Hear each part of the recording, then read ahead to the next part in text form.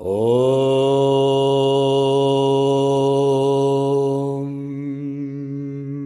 Kayena vacha manasyendrayirva Bhutyatmanava prakriti swabhava Karomi adyat Sakalam Paresma Narayanayeti Samarpayami Narayanayeti Samarpayami.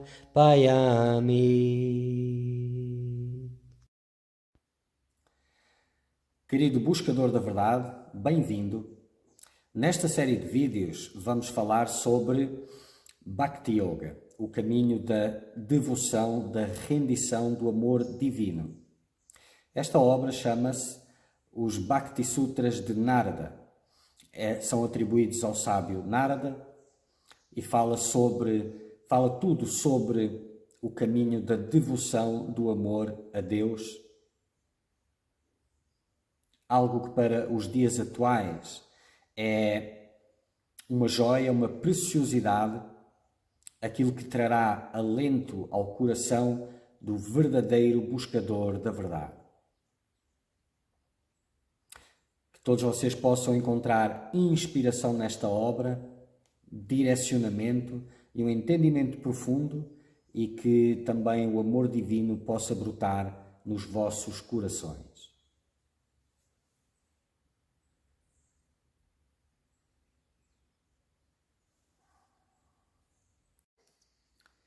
Continuando, Bhakti Sutras de Narada, capítulo 11, Quem atravessa Maya. Então, este capítulo é muito importante porque ele fala quem atravessa Maya, quem atravessa a ilusão, quem chega a Deus, quem realiza a Deus. Sutra 46. Quem atravessa Maya? Apenas aqueles que evitam todo o contato com tais objetos dos sentidos que podem inflamar as paixões, que recorrem a uma grande alma espiritual e a servem, e que estão livres de propriedade ou ideia de posse. Então, resumindo, aqueles que se dedicam completamente à busca por Deus, que abandonam todos os objetivos mundanos, apenas esses atravessam Maya, chegam realmente a Deus. Aqueles que querem Deus exclusivamente e nada mais. Então, aqueles que evitam todo o contato com tais objetos dos sentidos que podem inflamar as paixões. Isto é muito importante, não é? Porque, como já falámos e continuaremos a falar, é pela renúncia que toda a prática espiritual se torna viva. Na ausência da renúncia, não tem vida a prática espiritual. Logo, não pode dar frutos. Não pode dar grandes frutos. Mas migalhitas sempre tem. Na visão moderna, a visão da espiritualidade transformou-se muito em algo que é terapêutico.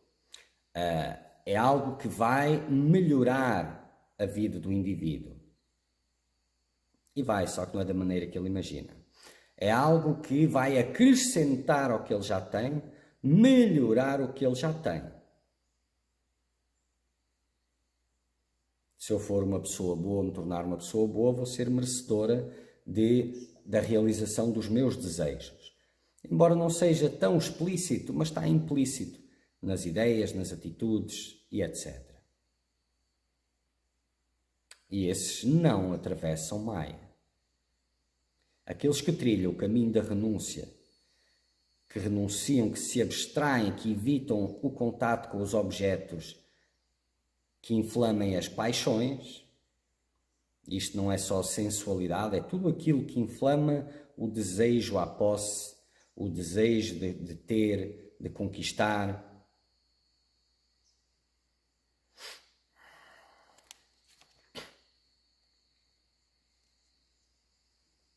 Então, não só isso, como que recorrem a uma grande alma espiritual e a servem,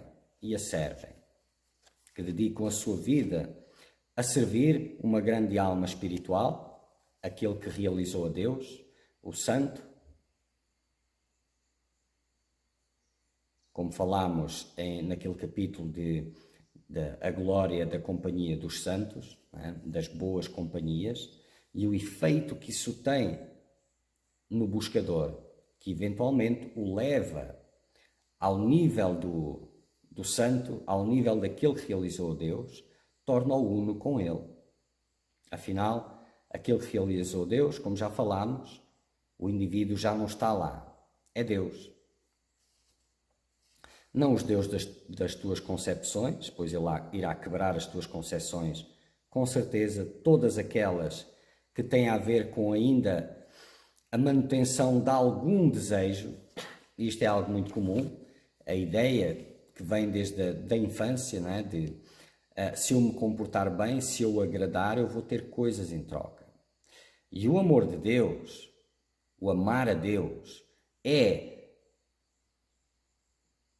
a última instância, é o mais valioso, o mais precioso de tudo. Ter Deus na tua vida. Amar a Deus é o mais precioso, o mais valioso. E enquanto achares que Deus vai te dar alguma recompensa, vais falhar a maior das recompensas, que é essa.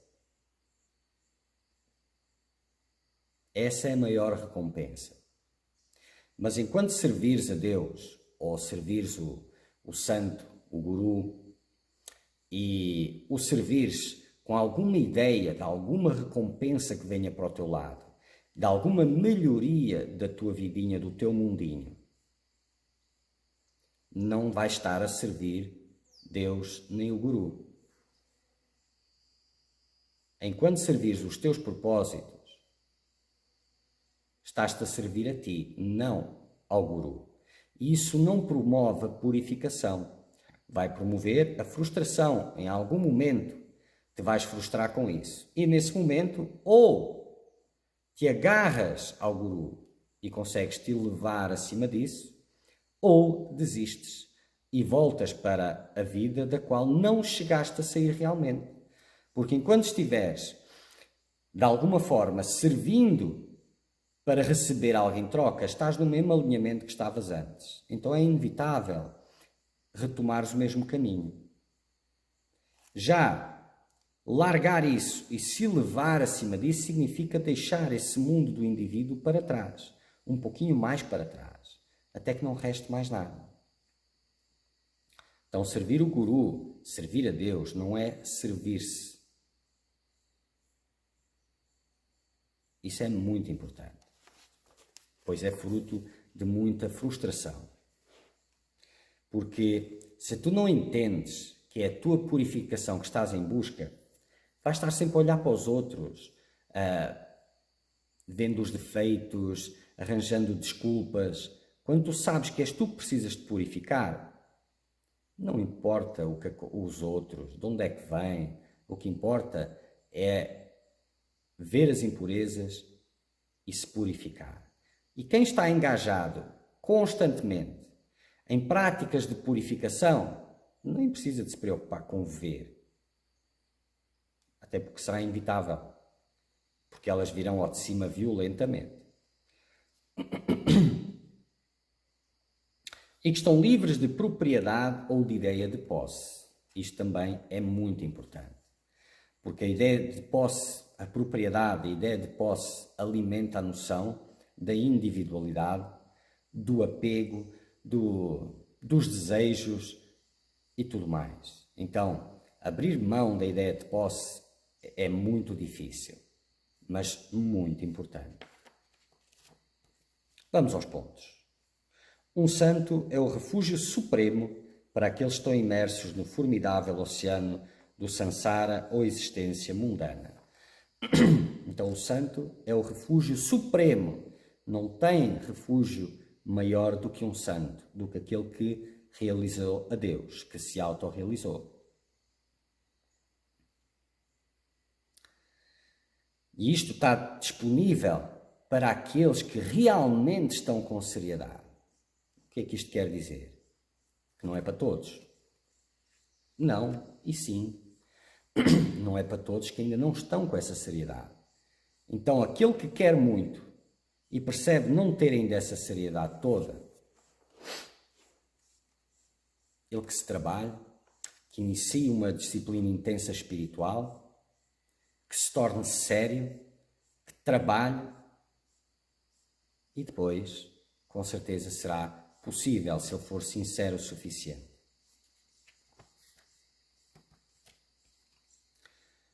Apegos mundanos e pecados são facilmente eliminados através do serviço aos santos.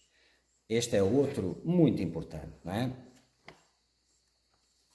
Os apegos mundanos e os pecados são facilmente limpos pelo serviço aos santos, aos iluminados. Mas atenção, o serviço aos santos, eu vou voltar a repetir o que disse anteriormente, é o serviço aos santos, ao iluminado, a Deus, não a si mesmo.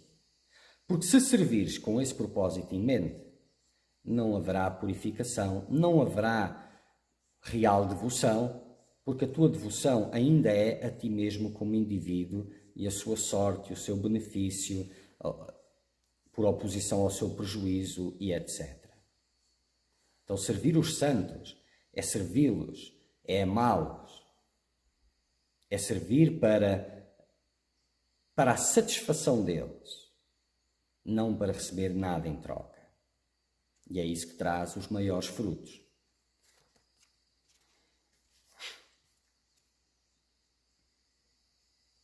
E aí sim, quando servires assim, os apegos e os pecados são facilmente apagados. O serviço aos santos permite desenvolver a devoção a Deus. Não é? Estar na presença dos santos, partilhar a sua presença, te leva ao seu nível. É uma questão de tempo, dependendo de quantas impurezas estão aí, quanto ainda teimas com certas coisas, mas é infalível, como vimos no outro capítulo. Sri Shankara diz: ao manter a companhia dos Mahatmas, a pessoa se torna desapaixonada. Ela obtém vairagya. Ela não gosta da companhia de homens mundanos. Então ela se liberta da paixão ou da ilusão. Então sua mente se torna estável e focada e repousa no Swarupa, ou essência. Então ela alcança a liberação ou liberdade. Então, ao manter a companhia dos Mahatmas, a pessoa se torna desapaixonada ou desinteressada pelo mundo. Desapaixonada foi a melhor palavra que consegui encontrar para traduzir de onde veio, não é? Ela obtém vairagya, o desinteresse pelo mundo. Mas é óbvio que não funciona, mais uma vez sublinhando isso, não funciona enquanto estiveres a servir para receber alguma coisa em troca. Quer seja importância pessoal, valorização, liberdade, seja lá o que for. Significa que estás-te a servir a ti. Logo, só está a alimentar. É óbvio que tem sempre algum benefício, mas muito pouco comparado com o que é suposto ser.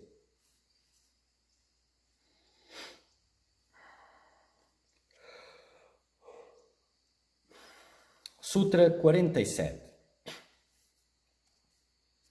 Aquele que recorre a um lugar solitário e sagrado, aquele que erradica os desejos mundanos ou laços, transcende os 3 gunas e desiste todas as ideias de aquisição e preservação. Então aquele que recorre a um lugar solitário e sagrado, em primeiro lugar, né? E que erradica os desejos mundanos, não apenas que os pausa, para dias lá mais para a frente, mas que está dedicado a erradicar os desejos mundanos, a cortá-los pela raiz. É muito diferente dizer, um dia mais tarde eu volto a fazer isto ou isto. É muito diferente dizer isso ou dizer, eu não tenho mais interesse nenhum nisto. Nunca mais é uma palavra que assusta. muitos buscadores, mas é uma palavra essencial. E se ela não é possível, então eu vou empurrando para a frente um pouquinho, enquanto eu trabalho, mas me abstraindo, até que eu consiga chegar no nunca mais. Não até que eu chegue na volta a usufruir daquelas coisas, seja lá o que for. Então aquele que recorre a um lugar solitário e sagrado, um lugar famoso de peregrinação que seja considerado sagrado pelos santos, o lugar onde o santo ou iluminado está é um lugar sagrado, um ashram onde pessoas se reúnem com o propósito sério de prática espiritual e de transcendência. Então tudo isto são lugares sagrados. Não é? Tem muitas cidades sagradas também. Quem procura, encontra. E solitário. Esta do solitário, não é? Para já estes lugares não costumam ter tanta gente, mas às vezes não dá para pautar isso dessa forma. Mas solitário também tem outro significado. Eu ouço muitas vezes buscadores virem e pedir: eu gostaria de fazer parte do Sangha, do grupo de buscadores do Ashram. Uma forma simplista de falar da palavra Sangha, mas para simplificar mesmo.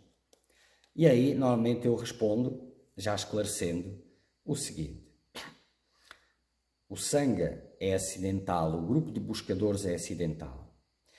Nenhum deles veio em busca do grupo. Caso viesse em busca do grupo, não seria possível para eles estar ali.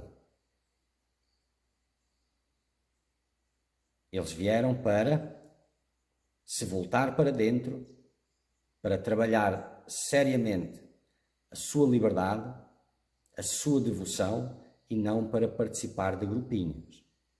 E esse é o melhor grupo, pois os grupos que são formados pelo grupo não são um grupo espiritual. São um grupo ainda com valores mundanos, de querer pertencer a um grupo de pessoas semelhantes, etc, etc, etc.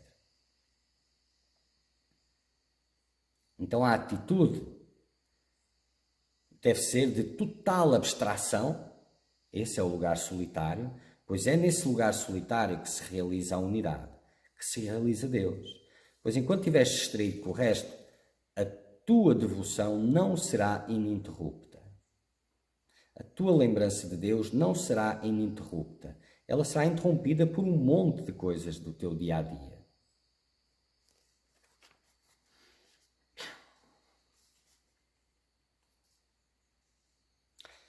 Tanto que recorre a um lugar solitário e sagrado, aquele que erradica os desejos mundanos, que os reconhece e os erradica, não os deixa lá dormentes, nem os guarda para amanhã, mas vai erradicando um por um.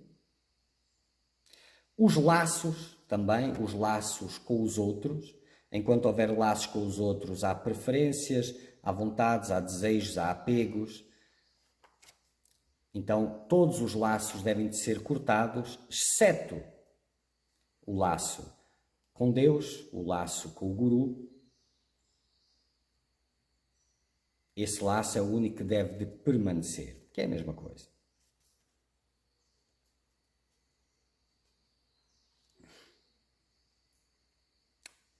Transcende os três gunas e desiste todas as ideias de aquisição e preservação. É óbvio, depois de transcender os três gunas, não tem mais ideias de aquisição ou preservação.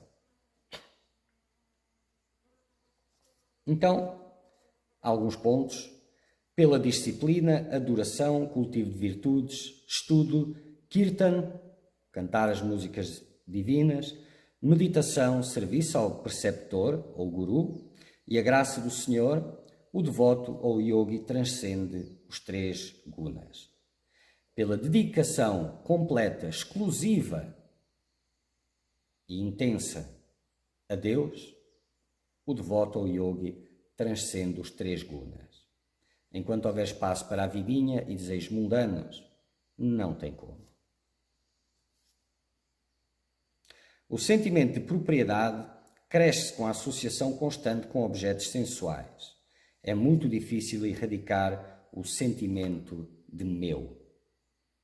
Muito difícil, e aprisionador. Nada me pertence. O que quer que chegue a mim e que vá embora está seguindo o seu percurso. A mim não me diz respeito. Nada disso me pertence. Essa deve ser a atitude daquele que busca sinceramente a Deus.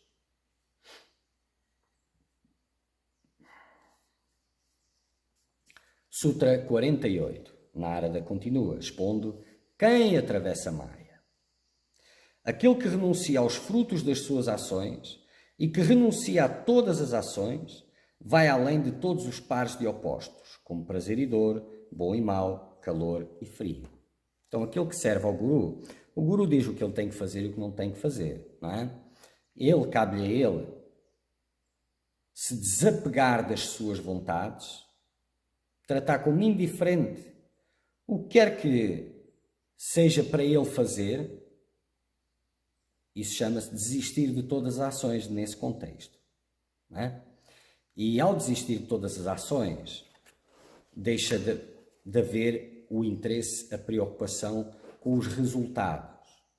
Com os resultados, então deixa de haver apego com os resultados, apego com os meios para os resultados, que são os objetos sensuais, e o final também são objetos sensuais, não é?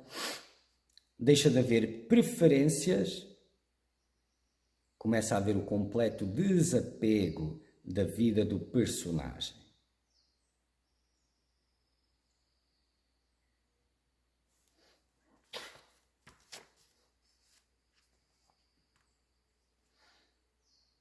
E vai além dos pares de opostos, não é?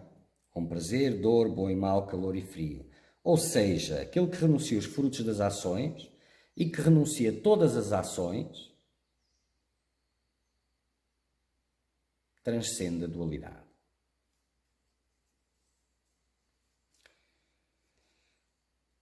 Vamos aos pontos. O que quer que o devoto faça, ele o faz por causa do Senhor. Ele não espera nenhuma recompensa por suas ações. Além disso, ele não tem apego ao karma e aos seus frutos. Então ele serve a Deus pelo servir a Deus, pelo amar a Deus. Não pelo amor de Deus, não pelas recompensas que Deus possa trazer, mas pelo amar a Deus. Este é o auge da pureza. E é esta devoção, este amor, que leva à transcendência da dualidade. Ações significa ações egoístas. Atividades altruístas devem de ser mantidas. Então, o que é que isto quer dizer? Para aquele que está sob a orientação que tem o Guru, as suas ações devem de ser aquelas que o Guru indica. E com completo desinteresse, sem preferência por esta ação ou aquela ação.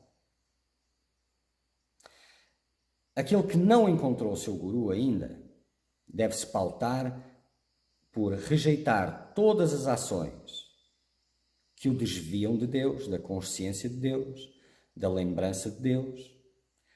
Todas aquelas ações que para ele, no seu íntimo, ele sabe ou já sabe que desagradam a Deus, e manter, por enquanto, todas aquelas ações que ele sabe também que agradam a Deus. Este deve ser o seu norte. Quem faz o que sabe, a mais não é obrigado. E isso, por si só, juntamente com o seu trabalho devocional, com as suas práticas espirituais, com a renúncia constante, vai abrir os seus olhos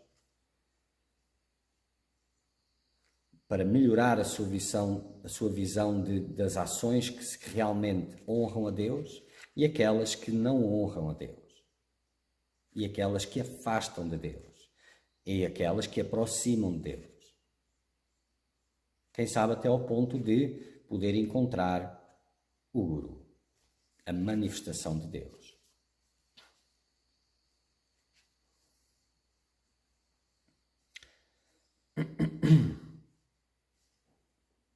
Sutra 49. Aquele que abandona até mesmo os Vedas, até mesmo os ritos e cerimónias prescritos pelos Vedas, e obtém um fluxo de amor puro, indiviso e ininterrupto para Deus. Esse também atravessa Maya. O que é que isto significa?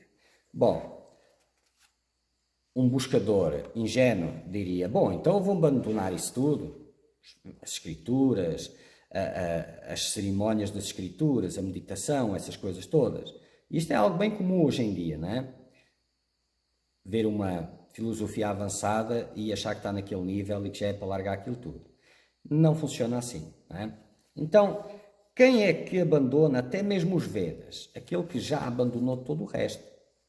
Todos os outros desejos mundanos, posses, apegos, laços, tudo que já está exclusivamente servindo Deus, quer seja através do guru ou diretamente, que é a mesma coisa, não tem diferença, quer seja através de um corpo encarnado ou não,